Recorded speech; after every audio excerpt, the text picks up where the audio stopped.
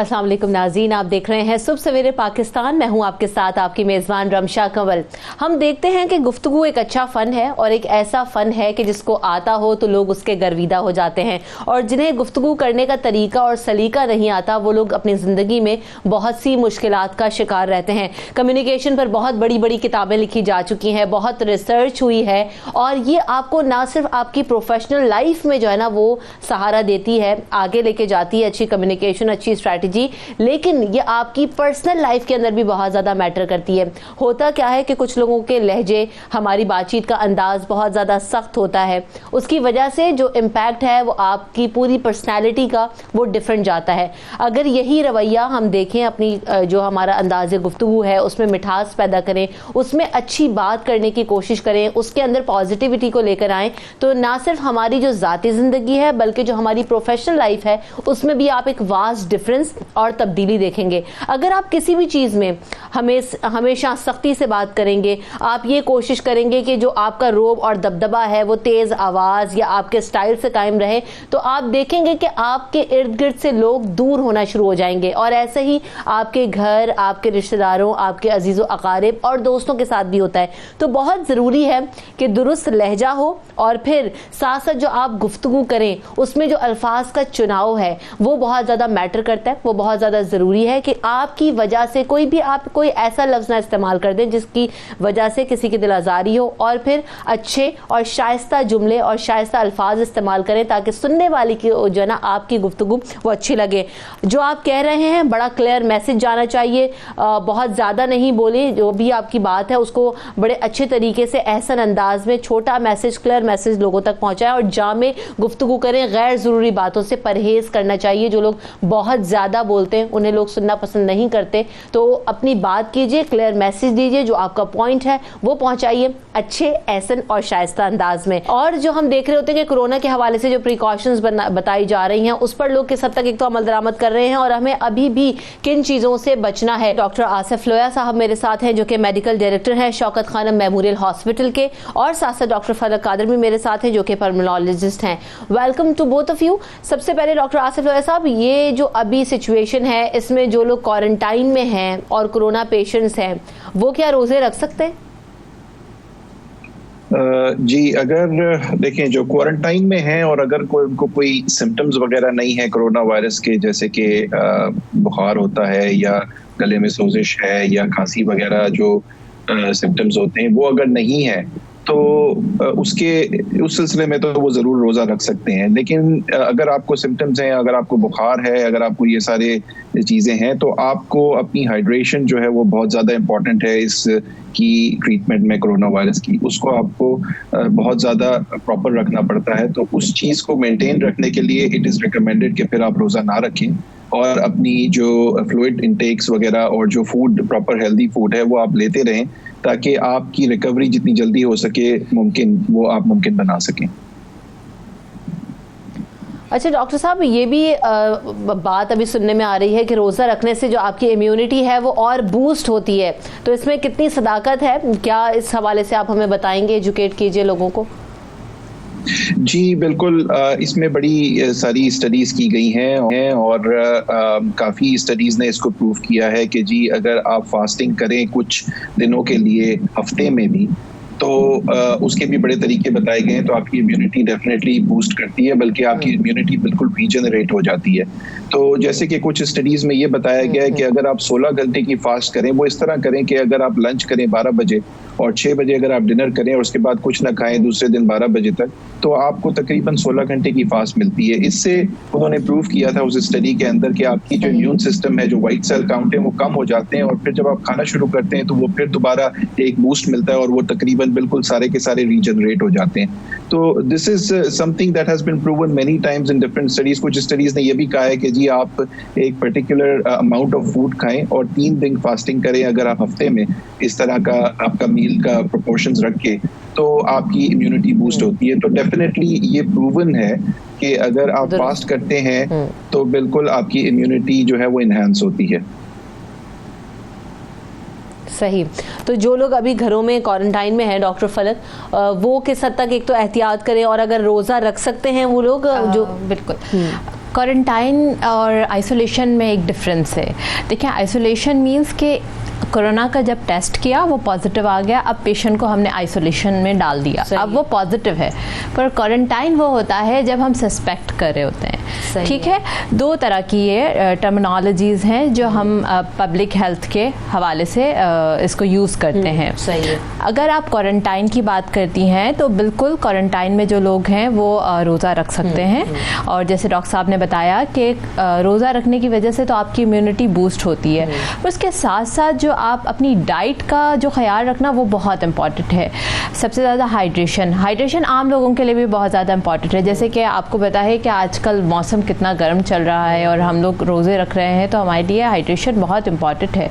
तो हाइड्रेशन के लिए आप नारियल का पानी पिए, तरबूज खाएँ, वाटरमेलन का इस्तेमाल कर सकते हैं, लेमन वाटर का इस्तेमाल कर सकते हैं।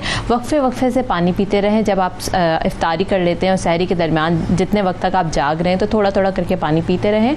और सहरी में भी जब आप पानी मतलब पीने की कोशिश करें तो देखिए एकदम से पानी पीते तो आपका स्टमक ओवर बर्डनाइज हो जाएगा। इससे बेहतर ये है कि आप वक्फे से पानी पिएँ। बाकी खजूर का इस्तेमाल करें। खजूर के अंदर पोटेशियम जो होता है वो हाई अमाउंट में होता है, और वो बॉडी के अंदर वैसे भी अब जितने भी आपके एनर्जी इफेक्ट्स होते हैं उसको भी इन्हांस कर रहा होता है, यानी कि पोटेशियम जो होता है। इसके साथ साथ जो है आप ऑयली जो चीज़ें होती हैं उसे अवॉइड करनी चाहिए। ऑयली चीज़ों से आपकी इम्यूनिटी जो होती है वो डिक्रीज़ हो रही होती है। सही है। तो जो लोग आइसोलेशन में हैं, जिनको कोरोना पॉजिटिव हो गया और एसिम्प्टोमेटिक हैं, हल्के फुल्के से सिम्टम्स जाहिर हुए हैं, फीवर अभी माइल्ड फीवर है और हल्का फुल्का जिस्म में दर्द है, तो वो रोज़े रख सकते हैं, पर एहतियात के साथ अच्छी डाइट लेते रहें। सुबह सवेरे पाकिस्तान,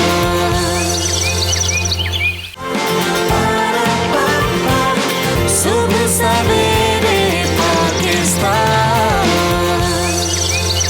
WHO की हिदायत भी कुछ डिफरेंट होती जा रही हैं, चेंज होती जाती हैं, तो क्या ये स्टडीज़ होती जा रही है इस वजह से हो रहा है, या फिर क्या मामला है इस हवाले से डॉक्टर आसिफ? देखें, इसमें काफ़ी चीज़ें हो सकती हैं। एक तो ऑब्वियसली चाइना में, और जैसे डॉक्टर फलक ने कहा, कोरिया में भी ऐसे पेशेंट्स थे कि तकरीबन 10% के करीब के जो कि रिकवर हो गए और उनका दोबारा फिर इन्फेक्शन हो गया। सो उसकी काफ़ी वजूहत हो सकती हैं। ऑब्वियसली री इन्फेक्शन के चांसेस भी होते हैं। वायरस जो है ये इन्फ्लुएंजा वायरस की तरह का एक काइंड ऑफ कह लें आप वायरस है, तो अपनी स्ट्रेन्स भी चेंज कर लेते हैं वायरसेस, और जब वो स्ट्रेन चेंज करके आते हैं तो वो फिर आपको इन्फेक्शन कर सकते हैं। और अभी तक कोई ऐसी जो स्टडी जो कि FDA ने, जो अमेरिका की है कंपनी जो ड्रग्स वगैरह को रेगुलेट करती है, उसने अभी तक कोई ऐसी टेस्ट जो है वो प्रॉपरली अप्रूव नहीं किया कि जिसमें आप वायरस के अगेंस्ट एंटीबॉडीज जो आपके बॉडी में बनती है उसको आप टेस्ट कर सकें, या उनकी जो लेवल है वो आप जान सकें। ऑब्वियसली अवेलेबल किट्स तो बहुत सारी हैं, लेकिन कोई भी प्रूवन इस वक्त तक नहीं है।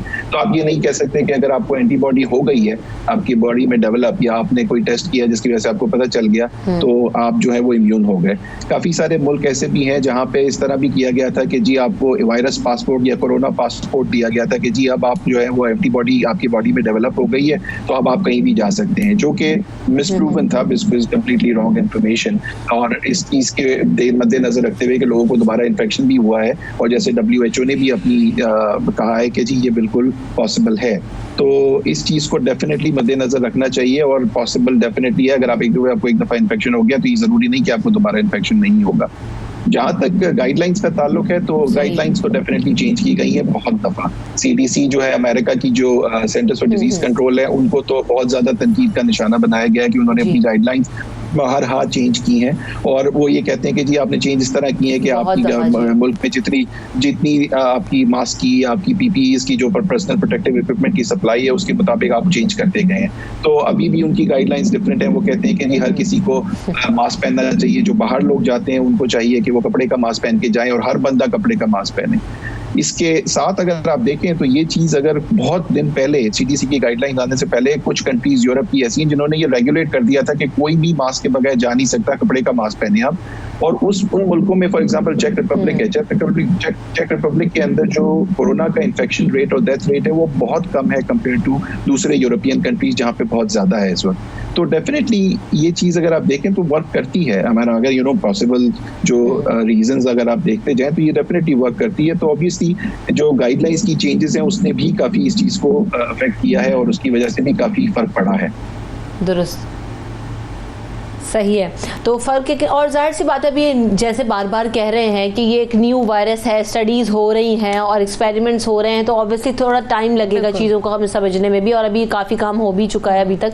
सो डॉक्टर फलक, एक और चीज़, जो लोग अभी घरों में पॉजिटिव आने के बाद जिनको घरों में भेज दिया गया आइसोलेशन के लिए, उनको खुद कितनी एहतियात करनी है, उन्हें किस तरह घरों में आइसोलेट होना है, और फिर जो लोग उन्हें सर्व करते हैं देखते हैं उनको कैसे एहतियात करनी है? देखिए, जिसको पॉजिटिव आ गया है अब तो वो आइसोलेशन फील्ड में है। कोशिश ये करनी चाहिए जिनके घर छोटे हैं वो आइसोलेशन, जो अगर कराची में बात की जाए तो एक्सपो सेंटर में एक बहुत अच्छा सिस्टम बनाया गया है। मैं खुद जाके मैंने उसको देखा है, उसकी सर्विसेज को देखा है। अगर जिन लोगों को नहीं इन्फॉर्मेशन तो मैं इस प्रोग्राम की वजह से बताऊंगी कि वहाँ बहुत अच्छी सर्विसेज हैं। जिनके घर छोटे हैं या जो अपने घरों में आइसोलेट नहीं हो सकते वहाँ जाते हैं, बहुत प्रॉपर तरीके से उनको खाना दिया जाता है, उनको पूरे तरीके से देखा जाता है। वहाँ पर पूरी टीम्स हैं जो ऑलरेडी जिन्होंने ट्रेनिंग्स ली हुई हैं, वो सब चीज़ें जो है वो देख रहे होते हैं। तो दूसरा जो आपने ये बात कही कि कैसे केयर करनी चाहिए, या जो लोग उनकी केयर करते तो उनको मास्क पहनना चाहिए जब वो उनके करीब जा रहे हैं। जब कभी उनको कोई चीज़ प्रोवाइड की जा रही है, कोई बर्तन दिए जा रहे हैं या फिर खाना दिया जा रहा है, तो उस वक्त भी आप अपने हैंड वॉश कर लें। जब आप दे रहे हैं, पेशेंट के पास जा रहे हैं, विक्टिम के पास जा रहे हैं, और विक्टिम को भी कोशिश करनी चाहिए कि वो मास्क पहने रखें। बर्तन वगैरह वॉश कर ले तो वो वायरस खत्म हो जाता है। देखिए, अभी तक तो हमें भी नहीं पता कि कितना जो है किस चीज़ से ये किल हो रहा है। वैसे ज़्यादातर तो यही बात कही है, हैंड सैनिटाइजर जो है 73% या 65% अल्कोहल जिसमें हो, तो उससे ये आपके हाथ पर जो वायरस होता है वो किल हो जाता है। बाकी डिटर्जेंट्स या फिर जो भी ऐसे चीज़ें होती हैं जिससे हम बर्तनों का या सरफेसेस का करते हैं, तो वो डिफरेंट तरह के हैं, वो आप उसको देखकर चेक करके आप कर सकते हैं। अच्छे तरीके से वॉश कर ले पानी से, या फिर जो भी आपके पास सोप है या जिस तरीके से आप वॉश करते हैं वो कर लें। और जो पेशेंट है उसको उसी एरिया में रखना है, उसको ज़्यादातर बाहर वो ना आए, बिल्कुल भी घर आइसोलेशन ये कि बिल्कुल एक जगह पे। सम टाइम हमारे लोग ये सोचते हैं कि हम लोग जो है बस अब दुनिया को दिखाने के लिए आइसोलेट हो गए, अब घर में वो इसी तरीके से रह रहे हैं नॉर्मल लाइफ, तो और लोगों को भी इन्फेक्टेड कर रहे हैं ना। और वैसे भी अगर आइसोलेशन में जो मरीज जाता है तो उसके साथ साथ उसकी पूरी फैमिली का भी टेस्ट किया जाता है कि कहीं वो भी पॉजिटिव ना हो।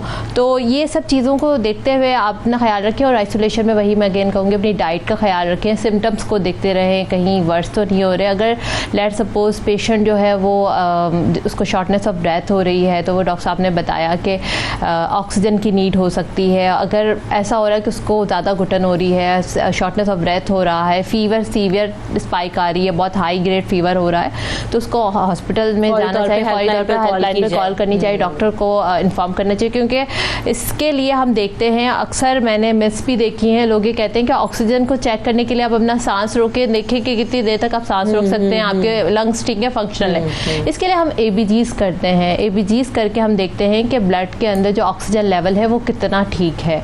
तो ये मिस जो है, इस तरह के र्यूमर्स और मिस इस तरह से अवॉइड करें। कुछ लोग जो घर में आइसोलेशन में है वो तो सोशल मीडिया के जरिए जो चीज़ें देखते रहते हैं। इवन मुझे भी कितने पेशेंट्स कॉल करके पूछते हैं कि हमने ये बात सुनी थी कि हम ऐसा कर सकते हैं, तक रोकेंगे तो पता लग जाएगा कि अब आप नेगेटिव हो गए। तो ये सब चीज़ें जो है वो बहुत मतलब प्रॉब्लम क्रिएट कर सकती हैं। बिल्कुल। सो अच्छा हुआ आपने भी इसको क्लैरिफाई कर लिया। एक और चीज़ ये डॉक्टर आसिफ साहब के डॉक्टर जफर मिर्जा ने कहा कि लोग समझ नहीं रहे, लोग अभी भी एहतियात नहीं कर रहे, जिम्मेदारी का मुजाहरा नहीं कर रहे, तो फौरी तौर पर ऐसे कौन से इकदामात हुकूमत को करने चाहिए कि आवाम को महदूद किया जाए? क्योंकि लोगों को काफ़ी समझाने की कोशिश की है और कर भी रहे हैं, लेकिन अगर उसका इम्पैक्ट नहीं आ रहा तो हुकूमत को कुछ एक्शन लेना चाहिए। देखें, हुकूमत ने ऑब्वियसली एक्शंस तो लिए हैं। वो लॉकडाउन, जो स्मार्ट लॉकडाउन की भी बात की गई थी, और फिर बाद में ये भी अलाउ किया गया कि जी प्रेयर्स भी अलाउ की जाए कुछ स्पेसिफिक गाइडलाइंस के साथ एंड ऑल दैट। ऑब्वियसली जब शुरू में ये खोला गया था स्मार्ट लॉकडाउन, तो उन्होंने कहा कि जी ये बेसिकली कुछ सर्टेन इंडस्ट्रीज हैं जिसको हम खोलेंगे और इसकी जो है वो हेल्प लोग को हेल्प मिलेगी। फॉर एग्जांपल कंस्ट्रक्शन इंडस्ट्री की बात हुई और ट्रांसपोर्ट इंडस्ट्री की बात हुई। बट देन जो प्रेयर्स वगैरह के लिए खोला गया उसके अंदर it wasn't very necessary, because Islam में भी अलाउड है। ऑब्वियसली काफ़ी जगह पे जिक्र किया गया। इवन हमारी जो बड़ी मसाजिद हैं, मस्जिदुल हराम और मस्जिद नबवी, उनको भी, उनके अंदर भी प्रेयर्स जो हैं उस तरह कांग्रेगेशन में नहीं हो रही। So there is something that people can avoid, specially अगर बूढ़े लोग हैं या यंग लोग हैं, या जितना आप अवॉइड कर सकते हैं, आप घर में रह के पढ़ सकते हैं, तो ये बिल्कुल अलाउड है। अगर आप पढ़ें तो this would actually help in creating a proper lockdown and preventing the situation. जो अभी आपके नुमाइंदे भी बता रहे थे कि काफ़ी ज़्यादा इंक्रीज है नंबर ऑफ केसेस के अंदर, और स्पेशली जो आपका डबलिंग टाइम है वो बहुत ज़्यादा बढ़ता जा रहा है। तो ऑब्वियसली अब गवर्नमेंट, मेरे ख्याल में ऑब्वियसली फाइनल डिसीजन तो गवर्नमेंट का होगा, लेकिन हो सकता है कि अगर ये काम ना करे, जैसे उन्होंने ऑलरेडी कहा हुआ है कि अगर ये जो हमने मसाजिद खोली हैं और अगर लोगों ने फॉलो नहीं किया तो देन हम बड़ा स्ट्रिक्ट किस्म का लॉकडाउन करेंगे। तो ये पॉसिबल है, अगर नंबर्स ऊपर गए तो वो कर भी देंगे ये चीज़, एंड लाइकली पॉसिबिलिटी लग भी रही है कि हो भी जाए, हो सकता है। तो definitely this is something that जरूरत भी यही है। डॉक्टर आसिफ साहब, सबसे पहले जिम्मेदारी तो देखे ना कि अवाम की है, कि अवाम इस चीज को समझे। हम हर चीज का मलबा हुकूमत पर नहीं डाल सकते, वो आपके घरों में आके आपको आइसोलेट नहीं कर सकती। ये तो मेरी और आपकी जिम्मेदारी है कि हम खुद को घरों में महदूद रखें और जितनी हद तक एहतियात हो सकती है करें, मास्क का इस्तेमाल करें। बारहा यही कहा जा रहा है, आप लोगों को समझाने की कोशिश की जा रही है। तो अवाम को खुद भी जिम्मेदारी का मुजाहरा करना है और करना भी चाहिए। बहुत शुक्रिया। डॉक्टर आसिफ लोया साहब मेरे साथ मौजूद थे। डॉक्टर फलक, आपने वक्त दिया, आप दोनों का बहुत शुक्रिया। मुझे ब्रेक की तरफ, ब्रेक के बाद हाजिर होंगे अपने अगले सेगमेंट में। देखते रहिए सुबह सवेरे पाकिस्तान। सुबह सवेरे पाकिस्तान।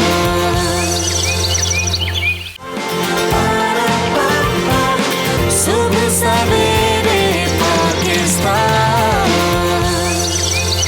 अगर रमज़ानुल मुबारक हो और फ्रूट चाट में खरबूजा ना हो तो मज़ा नहीं आता है। और बिल्कुल अब मसला ये भी होता है कि खरबूजा ख़रीदें कैसे। मीठा खरबूजा ढूंढना एक बहुत बड़ा टास्क होता है। तो वो मुझे लतीफ़ा भी याद आ गया। हुआ ये कि कोई खरबूजा ख़रीदने एक शख्स गया, उन्होंने कहा कि मीठा खरबूजा चेक करके लेकर आया हूँ। और घर, ये मेरी अपनी फैमिली में हुआ, और घर जब वापस आए हैं तो खरबूजा साबुत था। तो पूछा गया कि तुम खरबूजा चेक कैसे करके ले आओ? वो तो मैंने दूसरा वाला चेक किया था, ले दूसरा लिया। तो ये एक बड़ा चैलेंज होता है कि खरबूजा खरीदना कैसे है और मीठा खरबूजा ढूंढा कैसे जा सकता है, और फिर इसकी अफादियत क्या है, इसमें हमें कौन से न्यूट्रिएंट्स मिलते हैं और हमें इसको किस तरीके से इस्तेमाल करना है। फ्रूट चाट के अलावा भी जूसेस में भी और किस तरीके से इसका इस्तेमाल होता है, बॉडी को क्या फ़ायदा पहुँचाता है, तमाम चीज़ों पर बात करेंगे। हमारे साथ एक्सपर्ट्स मौजूद हैं। डॉक्टर ईसा मेरे साथ हैं जो कि मारूफ हर्बलिस्ट हैं, वेलकम टू द शो ईसा भाई। और साथ साथ डॉक्टर फरजीन मलिक भी मेरे साथ हैं जो कि माहिर ग़िज़ाइयत हैं, आपको भी शो में वेलकम करते हैं। तो सबसे पहले तो खरबूजा ढूंढना एक बड़ा चैलेंज है। ईसा भाई, कोई इस हवाले से भी टिप है कि खरबूजा मीठा मिलता कैसे, शनाख्त कैसे करें? मैं यकीन करें कि वो जब आपका इंट्रो चल रहा था ना, खरबूजों की जब बेनिफिट की बात हो रही थी, तो मुझे पहली दफ़ा डर लग रहा था कि मैं इसकी क्या तारीफ़ें करूं, कहीं ये महंगा ना कर दे लोग। इसके इतने फ़ायदे हैं, हमारे यहाँ तो फ़ौरन चीज़ महंगी हो जाती है। तो अल्लाह ताला ने इसमें बड़ी, जिस तरह बाकी अल्लाह ताला की और नेमतें हैं, खरबूजे के बारे में बहुत कम लोग जानते हैं कि इसमें 90% तो पानी है, फिर इसमें विटामिन ए, बी और बड़ी मिकदार में पोटेशियम पाया जाता है। इस दौर में जब हम लॉकडाउन में बैठे हुए हैं, डॉक्टर्स के पास आपकी रीच नहीं है, तो उनके लिए तो बेहतरीन ये दवाई है जो किडनी के किसी भी मर्ज में मुब्तला है। सही है, चाहे वो स्वेलिंग है, चाहे स्टोन है, उनको खाना चाहिए, ज़्यादा खाना चाहिए, कब खाना चाहिए ये भी बताएंगे। अच्छा, इसके अलावा पट्ठों के जो मरीज़ हैं बेचारे, जिनको दर्द रहती है, उनके लिए बड़ा अच्छा है। ख़ास तौर पे जिनका यूरिक एसिड बढ़ा हुआ है, उनकी ये बेहतरीन दवाई है। सही है। फिर खुदा न खास्ता वो जरासीम बॉडी में जिससे कैंसर बनने के अंदेशे होते हैं, ये उसको क्लीन करता है। फिर इसके अलावा इसके इतने में आपको बेनिफिट बताऊं कि जब एसिडिटी का लेवल आपका बढ़ा हुआ है तो यहाँ भी आपका खरबूजा मदद करता है, और गर्मी की शिद्दत को तो कम करता ही है, लेकिन इसमें जो विटामिन अल्लाह ताला ने रखे हैं, उसकी खूबी ये कि आप यानी कि ज़्यादातर अब ख़वातीन क्योंकि घर में पकोड़े वगैरह इस तरह बनाती है, किचन में उनका रहता है, और क्रीम तो अवेलेबल नहीं है मार्केट में। ये ब्यूटी के लिए बेहतरीन क्रीम है जो आपको अंदर से जब खाते हैं तो इसका रिजल्ट आपकी स्किन पे आता है। देखें कैसे फोन आते हैं, जरा ब्यूटी वाला बता दें। तो ब्यूटी वाली बात आपसे आखिर में पूछूंगी, इस सवाल अभी नहीं पूछूंगी। तो ये बताइए डॉक्टर फरजीन कि एक तो खरबूजे में हमें कौन कौन से न्यूट्रिएंट मिलते हैं, इसके फवाइद कुछ ईसा भाई ने भी बताए, आप क्या बताती हैं कि कैसे इस्तेमाल करना चाहिए हमें इसको अपनी डाइट में, खास तौर पे रमज़ान के महीने में? देखिए जी, सबसे पहले तो इम्पॉर्टेंट ये बात है कि सीजनल वेजिटेबल्स का इस्तेमाल जो है वो बहुत ज़रूरी है, और नेचर में ऐसी ही वेजिटेबल्स या फ्रूट्स आते हैं जो कि आपके लिए उस वक्त के लिए अफादियत रखते हैं। तो उसमें सबसे ज़्यादा जो है वाटरमेलन और मेलन यानी कि खरबूजा और तरबूज आजकल आए हुए हैं, and they are very necessary, क्योंकि आप देखो कि इस वक्त हमें वाटर की बहुत ज़रूरत है, हाइड्रेशन की बहुत ज़रूरत है। रमज़ान में भूख आपको इतनी नहीं लगती जितनी कि प्यास की शिद्दत जो है वो ज़्यादा महसूस होती है। तो आपकी बॉडी में ऐसी हाइड्रेशन रहनी चाहिए जिससे आपका हर सेल जो है वो तर हो, यानी कि मॉइस्चर आपकी बॉडी के अंदर रहे। अब वो ज्यादा पानी पीने से नहीं होता कि आप लबालब पानी पीते जाएं, जैसे लोग सैरी के ऊपर कुछ 6 गिलास पानी के पी लेते हैं। वो इस तरह होता है कि आप गाहे बगाहे पानी भी लेते रहे, हर्बल टीज भी लेते रहे, कॉफी चाय कम पिए, और फ्रूट्स का इस्तेमाल करें जिनके अंदर वाटर कंटेंट ज्यादा है। और वाटर कंटेंट के अलावा मजे की बात यह है कि ग्लूकोज भी एक ऐसी फॉर्म में, फ्रुक्टोज भी, जो कि आपकी बॉडी के लिए अच्छा है, जिसको हम शुगर बोलते हैं। तो उसमें मेलन खरबूजा जो है वो इस वक्त बादशाह जो है वो इस वक्त उसको बादशाह मिली हुई है। सैरी में फौरी तौर पे पानी पी रहे होते हैं और वाटर इनटेक करना बहुत ज़्यादा ज़रूरी होता है, तो खरबूजा भी अच्छा है। और फिर कहते हैं कि दही का इस्तेमाल करें, लस्सी का इस्तेमाल करें, तो एज अ फ्रूट लस्सी खरबूजा ऐड हो सकता है दही में? एज अ फ्रूट लस्सी बिल्कुल। देखिए, मैं अभी आपको बताने ही वाली थी कि 2 तरीके होते हैं कि आप इसके अंदर दूध भी डाल के, मतलब जैसे एक होती है न्यूट्रीबिलिट्स या ब्लेंडर के अंदर आप मेलन डालें, उसके अंदर सिर्फ 2 से 3 चमचे आप डालें उसके दूध के, तो वो आपका milkshake, melon milkshake बन सकता है। और अगर आप दही डालें तो वो आपकी स्मूदी बन जाती है। उसके अंदर थोड़ा सा बर्फ डालें और उसको घुमा दें। और अगर आप उसको ज्यादा मीठा करना चाह रहे हैं, हालांकि खरबूजा खुद भी मीठा होता है, लेकिन अगर आप ज्यादा मीठा करना चाहते हैं तो आप उसके अंदर हनी भी डाल सकते हैं। तो ये इंपॉर्टेंट बात जो इसके बारे में ये है कि ये आपको एसिडिटी नहीं करती। जो सीने की जलन होती है, जिसको हम हार्ट बर्न कहते हैं, जो कि अक्सर रोजे के दौरान लोगों को फील होती है क्योंकि उन्हें मुरगन गजाएं सहरी के वक्त खाई होती हैं, तो खरबूजा उस चीज का ख्याल रखता है। और एक और बड़ी बात कि कॉन्स्टिपेशन नहीं होने देता, और कॉन्स्टिपेशन सबसे मेजर मर्ज है जिसको कहते हैं उम्मुल अमराज, के कॉन्स्टिपेशन की वजह से आपके तमाम सिस्टम अफारपन होता है, हर चीज आपको बुरी फील होती है, आपकी तबीयत पे भी ये भारी गिरा गुजरता है। तो बेहतर ये है कि खरबूजा जो है वो एज ए कॉन्स्टिपेशन रिलीवर भी ले लिया जाए। सही है। एक कॉलर भी है हमारे साथ, गुलाम मुर्तजा, उन्हें शामिल करते हैं। अस्सलाम वालेकुम। वालेकुम रहमतुल्लाह व बरकातहू जी। डॉक्टर साहब से ये है कि खरबूजा और तरबूज किस वक्त खाना चाहिए हमें? वक्त क्या हो खरबूजा और तरबूज? देखिए, अगर रमज़ान ना होता तो मैं ये ज़रूर कहता कि इसको आप सुबह खाएं, दोपहर में खाएं, लेकिन क्योंकि सहरी में वक्त बहुत कम होता है और इसके ऊपर पानी पीना आपके लिए ख़तरनाक बन सकता है। उसकी वजह यह कि इसके ऊपर अगर आप पानी पिएंगे तो हैज़ा होने का ख़तरा है, आपका पेट ख़राब हो सकता है या आपको फिर और कोई शिकायत हो सकती है। तो इसका बेहतरीन वक्त है कि आप जब इफ्तार करते हैं पहले सुन्नत अदा कर लें, खजूर वगैरह ले लें और फिर दिल भर के इसको खाएं, क्योंकि पानी थोड़ा सा पीना है, इसके अंदर खुद इतना पानी है। फिर आप थोड़ा ब्रेक ले लें, नमाज वगैरह पढ़ें, 1 घंटा आधा घंटा छोड़कर अगर आप बाद में पानी पीना चाहें या उसके बाद इबादत के बाद आप इसको उसके बाद खाना खाना चाहें, तो ये इस रमज़ान में तो जो रोज़ा रख रहे हैं उनके लिए बेहतरीन वक्त जो है वो इफ्तार का है। और सहरी में क्योंकि टाइम बहुत कम होता है, तो आप अगर इसको आप खाएंगे और उसके ऊपर फिर पानी पिएंगे तो फिर इसके साथ थोड़े से इसके नुकसान। अच्छा, अभी आपने बताया कि पहले कॉलर ले लेती हूँ फिर सवाल करती हूँ। पारस हमारे साथ एक कॉलर है। अस्सलाम वालेकुम। हेलो, अस्सलाम वालेकुम। वालेकुम सलाम जी, सवाल कीजिए। अच्छा मैम, मुझे जो डाइटिशियन आपके साथ हैं उनसे एक क्वेश्चन पूछना है कि प्रेगनेंसी के हवाले से हमें डाइट में कौन से फ्रूट्स वगैरह ऐड करने चाहिए।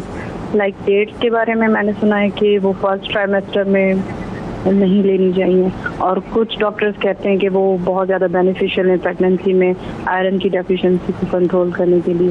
तो इस तरह के मुझे फ्रूट्स के हवाले से और डाइट के हवाले से बताएं कि हमें प्रेगनेंसी में कौन सी चीज़ें फ्रूट्स लेने चाहिए और कौन से अवॉइड करने चाहिए। सही है, तो डॉक्टर फरजीन से इस सवाल का आपके जवाब लेते हैं कि प्रेगनेंसी में कौन से फ्रूट्स का इस्तेमाल करें और कौन से अवॉइड करें।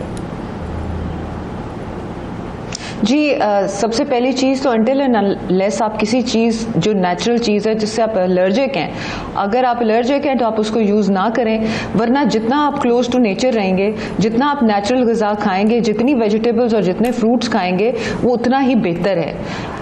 अगर आपके डॉक्टर ने आपको किसी चीज़ से मना किया है कि वो आपको कोई ऐसी दवाई दे रहे हैं जो कि प्रॉबेबली किसी फ्रूट के साथ जैसे ग्रेप फ्रूट वगैरह के साथ या लेमन के साथ इंटरैक्ट करती है, तो आप फिर वो ना लें। वरना खजूर, इंजीर, बादाम एज एन ड्राई फ्रूट्स, और इस ड्राई फ्रूट्स तो आपको पता है पैकेट्स ऑफ एनर्जी होते हैं। सो रादर देन के प्रेगनेंसी फर्स्ट ट्राइमेस्टर में इतनी ज़रूरत नहीं होती ज़्यादा खाने की, तो लोग उस वक्त भी बहुत ज़्यादा खा रहे होते हैं। बच्चा वेट गेन करना शुरू करता है 5th मंथ ऑनवर्ड्स, तो उससे पहले आप ऐसी चीज़ें लें जो कि आप वाकई न्यूट्रिशनली आपके लिए अच्छी हो। सो उसमें आप ड्राई फ्रूट का इस्तेमाल कर सकते हैं, फ्रेश फ्रूट्स का इस्तेमाल कर सकते हैं, और जैसे कि अभी बताया गया है कि फिर उसको खाने का तरीका है कि यानी कि आप दिन का वक्त देख लीजिए कि चूंकि अगर आप रोज़ा नहीं रख रहे हो, आप प्रेग्नेंट है या किसी अगर आप उस वक्त ले सकते हैं तो आप ये कर सकते हैं कि टाइम ऑफ द डे देख लें। फ्रूट्स को बियॉन्ड 7 PM यानी कि 7 बजे के बाद जो है कोशिश करनी चाहिए कि नहीं खाने चाहिए, लेकिन चूंकि आजकल इफ्तार जो है वो सही है, एक और कॉलर है हमारे साथ, 8 बजे से एक्सटेंड ना करें, अपनी फ्रूट चाट वगैरह तब तक खत्म कर लें। क्या सवाल है आपका इम्तियाज? हेलो, कॉल में भी ड्रॉप हो गया। अच्छा, अभी आप बता रहे थे ईसा भाई कि इफ्तार के वक्त अभी बेस्ट है क्योंकि रमजान है। हाँ, तो क्योंकि होता ये है, अगर पर्सनल प्रैक्टिस की मैं बात करूं, और उमूमन बहुत सारे लोग यही कर रहे होते हैं, खजूर खाया और पानी और शरबत फौरी तौर पे पिया, फिर फ्रूट चाट या किसी और चीज की बारी आती है, तो वहाँ पर तो नहीं कॉम्प्लिकेशन होती? खरबूजा तरबूज खा ले तो जो सुन्नत है, पहले तो आप नमक, खजूर, पानी जो भी आप लेते हैं अवेलेबल है उसके बाद आप इसका इस्तेमाल करें। इसके ऊपर बड़े से बड़ा जो भी हकीम होगा आपको इस चीज से, जो नेचुरोपैथी में काम करेगा, मना करेगा कि इसके ऊपर फौरन पानी नहीं पिए। इवन जैसे अभी हमारी बहन ने सवाल किया कि भाई प्रेगनेंसी में, तो खरबूजा प्रेगनेंसी में भी आप 100-150 ग्राम से ज़्यादा नहीं खा सकते, क्योंकि इसमें निमकियात होती हैं जो इजीली आप उसको डिटॉक्स नहीं करते। तो इसके बेनिफिट बहुत ज़्यादा हैं, हर इंसान इसको खा सकता है, सवाए चंद वो पेशेंट होते हैं जैसे शुगर वाला है वो नहीं खा सकता। हार्ट का पेशेंट इसे ज़्यादा खाए क्योंकि हार्ट के लिए बहुत अच्छा होता है। इवन जिनको ये मर्ज नहीं भी है तो हार्ट अटैक होने से बचाता है। तो अल्लाह ताला ने हर चीज़ में कोई ना कोई फ़ायदा रखा है। और बल्कि मैं तो लोगों से कहता हूँ कि अगर कोई फल और फ्रूट मौसम के छोड़ता नहीं तो वो डॉक्टर की दवाई से दूर रहेगा। सही बात। अगर वो मौसम के फल और सब्जियां अगर वो खा रहा है तो अल्लाह ताला के हुक्म से मैं नहीं समझता हूँ कि फ्रूट चाट में इस्तेमाल करने के बाद में दोबारा पानी या जूस पीने में कितना आपको गैप देना चाहिए? देखिए, आइडियली तो देखिए खाने के ऊपर पानी पीना वैसे भी सुन्नत नहीं है। तो जब आप रोज़ा खोलने में बात स्पेशली रमज़ान की इसलिए कर रहा हूँ कि रमज़ान में ज़ाहिरी बात है आप सुन्नत के बाद कुछ ना कुछ खाएंगे। आप चाट वगैरह ये खा रहे हैं सब आप खा लें, लेकिन अगर ख़ास तौर पर खरबूजे की बात हो रही है तो खरबूजा अच्छा है, उसमें पानी ज्यादा है, अब तो वैसे ही पानी मिल रहा है, तस्कीन नहीं होती ना, आप जितनी भी तसल्ली नहीं तो आप पहले खा लें ना, खरबूजे से पहले आप पानी पी लें, सही उसके बाद नहीं पीना है। सही है। सुबह सवेरे पाकिस्तान,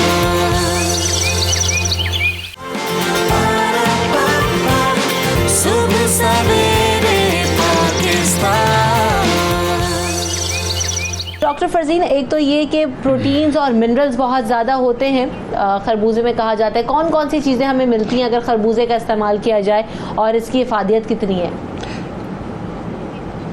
देखिए, विटामिन ए, विटामिन डी, इसके अलावा कैरोटिनॉइड्स होते हैं, और कैरोटिनॉइड्स जो होते हैं वो स्किन केयर के लिए भी बहुत ज़रूरी होते हैं, हार्ट केयर के लिए ज़रूरी होते हैं। एडेनोसिन इसके अंदर होता है। इसके अलावा एडेनोसिन जो है वो एंटीकोएगुलेंट होता है, यानी कि वो आपके खून को पतला करता है। तो इसका मतलब है कि आपको हार्ट अटैक्स, स्ट्रोक्स और इन चीज़ों से प्रिवेंट करता है। उसके अलावा इसके अंदर मिनरल्स बहुत ज़्यादा होते हैं, और अमूमन देखा गया है कि जब रोज़ा आप खोलते हैं इफ्तारी के वक्त तो उस वक्त आपको मिनरल्स की रिक्वायरमेंट बहुत होती है, क्योंकि नकाहत वगैरह ये शुगर वगैरह से पूरी नहीं होती, ये बहुत ज़्यादा चीनियाँ घोल घोल के पीने से नहीं होती, बल्कि मिनरल्स वाली चीज़ें लेने से होती हैं।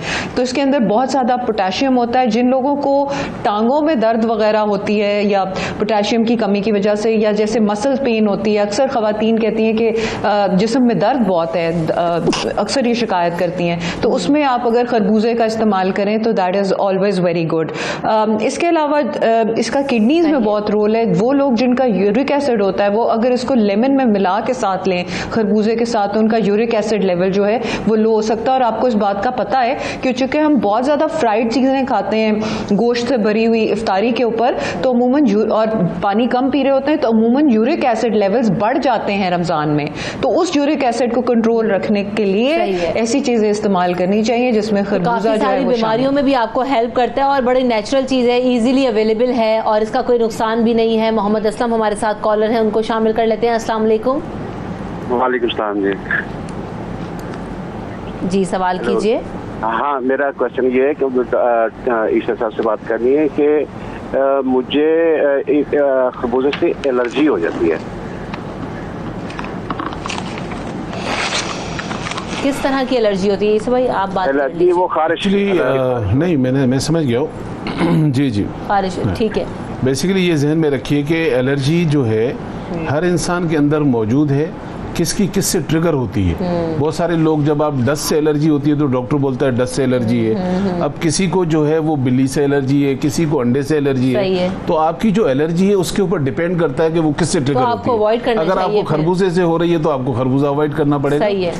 एक और कॉलर है मोहम्मद जमील। अस्सलाम वालेकुम। जी वालेकुम सलाम जी। जी सवाल कीजिए। जी मेरे ना वालेकुम सलाम जी, मेरे किडनी में पथरी है और डॉक्टर साहब से मैंने ये पूछना था कि खरबूजे का कितना इस्तेमाल करेंगे। 4.5 mm की पथरी है, वो जो है निकल जाए और मुझे इससे दूर हो। जी सर, बिल्कुल आप इसमें ज़रूर इस्तेमाल करें। खरबूजा तो आपके लिए फ़ायदेमंद है, डिपेंड ऑन साइज़, बिकॉज अगर इसका साइज़ बड़ा है तो साथ साथ में उसका ट्रीटमेंट भी किया जाएगा।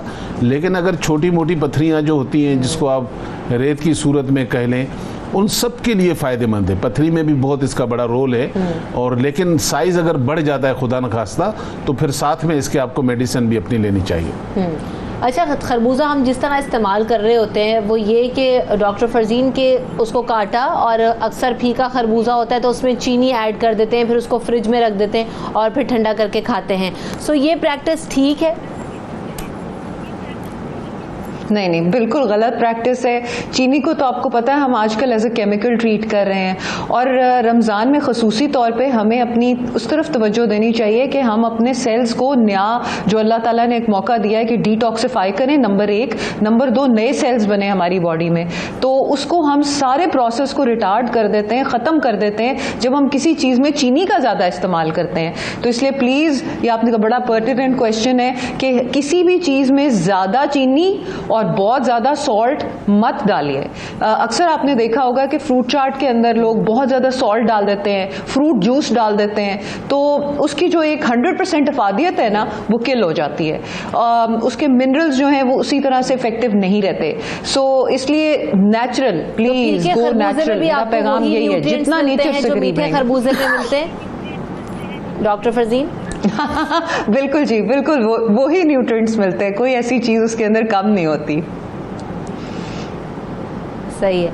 सो ये जो तरह तरह के खरबूजे आते हैं, एक डार्क येलो होता है, कुछ लाइट येलो होते हैं, डिफरेंट इनकी फैमिलीज हैं, उन सब के न्यूट्रिएंट्स वगैरह और फवाइद सेम है? उनके बिल्कुल फवायद सेम है, उनके अंदर थोड़े से मिनरल्स जैसे डिफरेंट होते हैं। जैसे एक हनी ड्यू होता है, आपने सुना होगा, हनी ड्यू होता है वो थोड़ा सा, ये जो एक तो जो खरबूजा आम मार्केट में होता है वो ये होता है कि थोड़ा ओवलिश होता है, ऐसे चपटा सा, लेकिन एक गोल होता है Honey due, that has a better amount of fructose in it. उसके अंदर शुगर ज्यादा होगी, आपने देखा होगा कि वो बहुत कम फीका निकलता है। लेकिन इन सब की जो भी सीजनल फ्रूट है उसकी अफादियत आपके लिए बेहतरीन है। आपको ताकत देने में अगर कोई नकाहत तो होती है, जैसे कि अगर कोई हमने कमजोरी हो जाती है पैकेज तो में कहा बजाय था कि आप कि गोल मटोल supplements- खरबूजा बड़ा फायदेमंद है तो जितना क्यूट लगता है उसका फायदा भी होता है। कॉलर को लेते हैं। अस्सलाम वालेकुम राशिदा, क्या सवाल है आपका? जी, बिल्कुल। मेरे बेटे को बहुत ज्यादा आजकल जैसे ये सीजन है गंदम का, जब ये थ्रेशर चलते हैं तो उसके अंदर ही इसको बहुत ज्यादा डस्ट होती है, बहुत ज्यादा डस्ट की वजह से इतना रेशा आता है बहुत ज्यादा कि वो सांस लेना उसे मुश्किल हो जाता है। तो डॉक्टर ईसा से या किसी और से आप मुझे जरा मालूम करके बताएं, अगर कोई और डॉक्टर। सही है, आपके सवाल का जवाब लेते हैं। एक और कॉलर है इम्तियाज। अस्सलाम वालेकुम। जी अस्सलाम वालेकुम। हेलो। जी वालेकुम अस्सलाम, सवाल कीजिए। जी इम्तियाज मसीह बात कर रहे हैं इस्लामाबाद से। ये पूछना था कि अभी यूरिक एसिड के हवाले से बात कर रहे थे कि खरबूजा जो है यूरिक एसिड के पेशेंट के लिए बड़ा मुफीद है। इसकी पूछना था कि इसका इस्तेमाल कैसे है। सही है ईसा भाई, सबसे पहले वो जो रेशे वाला सवाल है बच्चे को। देखें, अगर तो हम तो जैसे पूरे पाकिस्तान में डिलीवरी कर रहे हैं अपनी जड़ी बूटियों की, लेकिन अगर आपके इलाके में खुला हुआ हो तो ये सबके लिए, सिर्फ नज़ला ज़ुकाम खांसी एलर्जी वालों के लिए नहीं, इस वबा के हिसाब से भी अगर आप पिए तो आपके ये लंग्स क्लीन रहते हैं। 5 चीज़ें आप नोट कर लें: गुले बनफशा, गुले गाओ ज़बा, उनाब, सौंफ, गुलमंडी और थोड़ी सी मुलेठी भी डाल दें। ये 6 चीज़ें हम वज़न लेकर इसको चाय की पत्ती की तरह कूट लें। 1 कप पानी में 1 चमची डालकर 2-4 जोश देंगे, ये कहवा बन जाएगा। अब आपकी मर्जी है, फीका पिए, शहद पिए। ये एलर्जी के लिए, नज़ला ज़ुकाम खांसी बलगम चेस्ट के लिए। यूरिक एसिड, अच्छा, यूरिक एसिड के लिए सबसे पहले तो ख़ास तौर पर मैं, वैसे तो बहुत सारी चीज़ें लाल लाल कहलाती हैं, लेकिन बड़ा गोश्त और मसूर की लाल दाल और लोबिया जो लाल होता है इसको अवॉइड करें। और यूरिक एसिड के लिए बहुत फ़ायदेमंद है, एज ए दवाई है। मैं तो ये कहता हूँ कि मेरी 2000 सी दवाई से भी ज़्यादा फ़ायदेमंद है। अगर लोग इसको समझना चाहें तो उसको खाना चाहिए। तो अब ज़रा ब्यूटी के हवाले से भी बात कर लेते हैं। तो जैसे डॉक्टर फरजीन ने भी कहा कि इसमें कैरेटिन है, तो कैरेटिन के तो बालों के लिए भी अच्छा होता है, स्किन के लिए भी अच्छा होता है। ईसा भाई, कैसे इस्तेमाल करें? देखें, वही अगेन बात आ जाएगी कि क्योंकि इस मौसम में आता तो है ये, लेकिन रमज़ान में क्योंकि आया हुआ है तो इसके बेनिफिट तो अब वही ले सकते हैं जो इफ्तार के बाद इसको खा रहे हैं। अगर जिसको खुदा न खास्ता रोज़ा नहीं है उसको तो फिर किसी वक्त भी मना नहीं है। अब लेकिन जैसे डॉक्टर साहबा ने कहा, ये एक बहुत बड़ी हकीकत है जो कम लोग जानते हैं। हर फल में, हर सब्ज़ी में अल्लाह ताला ने बड़े विटामिन रखे हैं। ये रात को ज़्यादा बर्न नहीं होते, तो कोशिश करें इनको दिन में खाएं।